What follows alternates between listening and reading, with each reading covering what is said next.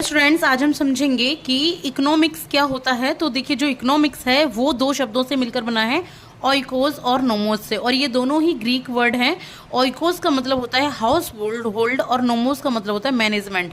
House hold मतलब जो घर का मकान मालिक है, जो घर का मालिक है, चाहे वो लेडी है चाहे जेंट्स है, जिस तरीके से भी अपने घर को मैनेज करके चलते हैं फाइनेंशियली, ठीक है, जो भी वो लॉ बनाते हैं, कस्टम बनाते हैं, तो वही आपका इकोनॉमिक्स कहलाता है। अब जो इकोनॉमिक्स होता है इसका मतलब होता है management of the house hold, यानी कि अपने घर को मैनेज करके चलना। और ये क्या कहलाता है, इसको ह्यूमन सोशल साइंस कहते हैं, यानी कि जो मानवीय आपका सोशल साइंस होता है।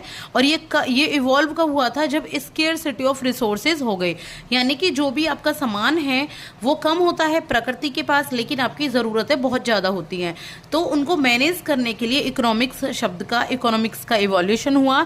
जैसे कि कोयला हो गया, गोल्ड हो गया, जमीन हो गई, मनी हो गई, इनसे ही तो क्या होता है, इनसे ही तो इकोनॉमिक्स बनता है। यही रिसोर्सेज होते हैं जिससे आप आगे अपने खर्चे चलाते हो, लाइफ जीते हो। तो अनलिमिटेड वांट्स होती हैं ह्यूमन की, और लिमिटेड होती हैं नीड्स और रिसोर्सेज, तो इन दोनों को ही एलोकेट करना इकोनॉमिक्स कहलाता है। अब इकोनॉमिक्स में क्या क्या एक्टिविटीज़ की जाती हैं, तो इकोनॉमिक्स में देखिए, सबसे पहले गुड्स और सर्विसेज का कंजप्शन और प्रोडक्शन पढ़ा जाता है, ठीक है। इकोनॉमिक्स में हम पढ़ाई करते हैं कंजप्शन के बारे में, कि कैसे किसी चीज़ को, कैसे किसी वस्तु का आप कंजप्शन कर रहे हैं और कैसे आप प्रोडक्शन करेंगे।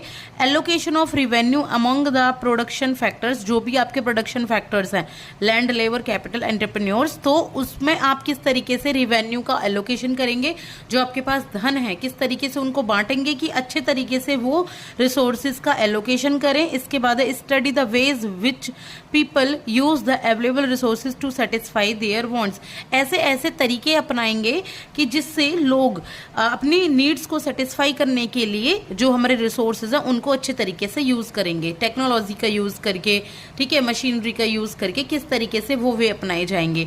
अब हम समझेंगे बेसिक कंसेप्ट क्या है इकोनॉमिक्स का। तो देखिए, इकोनॉमिक्स में दो चीज़ों के बारे में पूरी की पूरी स्टडी की जाती है, गुड्स और सर्विसेज के बारे में। गुड्स कौन से होते हैं, जो टेंजिबल होते हैं, जिनको आप छू सकते हो, देख सकते हो, जैसे कि ये पेंसिल, ये बुक। फिजिकल डायमेंशन होती है गुड्स की, कितने लंबे चौड़े कौन सी आकृति के होते हैं।